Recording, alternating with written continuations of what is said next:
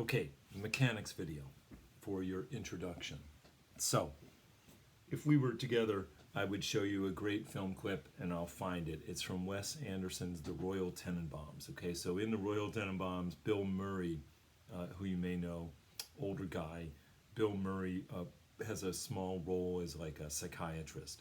And he's just testing some kid in the movie named Dudley Heinsberg. And he has these colored blocks and he sets them up in front of Dudley and he says, "Make yours like mine." Okay, some kind of psychological test. It's kind of funny. Make yours like mine. And for the mechanics that I want to discuss with you, and this is very much like the do's and don'ts paper that I sent that you have available to you. I'm just repeating some of that, okay?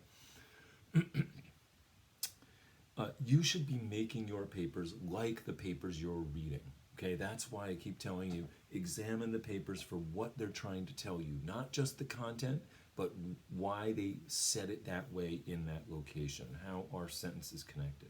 When you understand what your authors are trying to tell you, it'll help you create a better story from the work that you're understanding.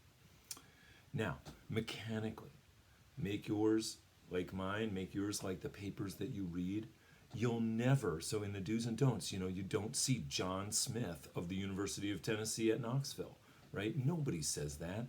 The way you cite is Smith, 2009, okay?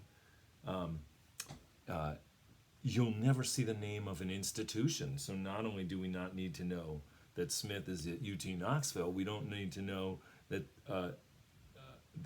Smith, and we don't need to know their full name. We don't need to know the title of the paper. We don't need to know the journal name. None of that is what you're going to see in any of what you're reading. So there should be no first names of authors. If you don't know how to cite, you really need to go to the Purdue OWL APA website. And, of course, I've told you to use an APA template in Word, which will really help you. Okay.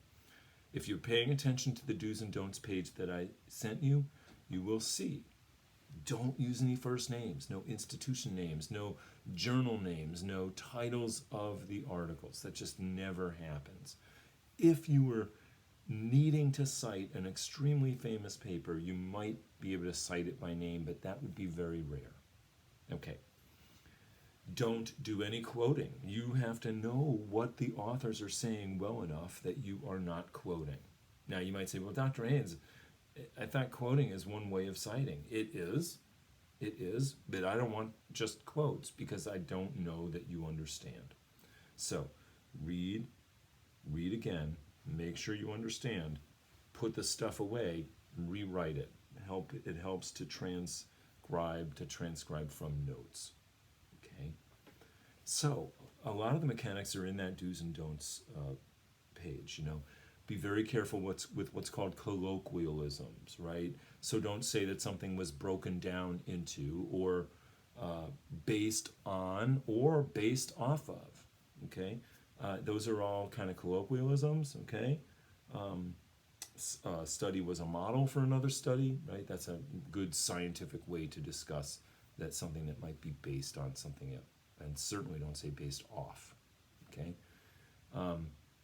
I can try to find some more examples of colloquialisms, ordinary speech, but I really want to see your best attempt at being concise and clear in your descriptions of what people did, what they found, and what it means. You're telling little tiny stories, a little bit more expanded than what you're reading. What you're reading is going to be very dense, okay? But you need to expand that just a little bit, and it makes it simpler for you, I think. Very good. So pay attention to the do's and don'ts page. I wanted to be very clear about some of them. I especially wanted to be clear about not quoting. And you definitely just can't copy and paste because I will know instantly. Okay? So please don't do that. We've got time, and I look forward to more discussion when we meet in person tomorrow. Have a great day.